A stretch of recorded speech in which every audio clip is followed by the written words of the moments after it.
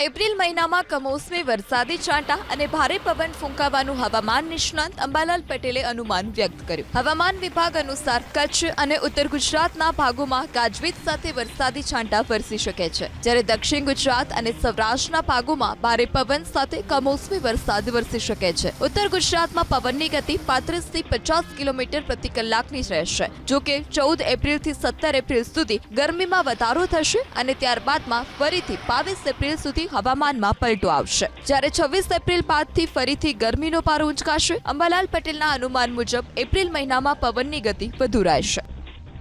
ઉત્તર સૌરાષ્ટ્રના ભાગોમાં પણ હવામાનમાં પલટો આવશે, જેમાં હળવદ, સુરેન્દ્રનગર અને કેટલાક કંઈક ધાંગધ્રાના ભાગો, મોરબીના ભાગોમાં પણ હવામાનમાં પલટો આવશે. સૌરાષ્ટ્રના અન્ય ભાગોમાં પણ હવામાનમાં પલટો આવશે.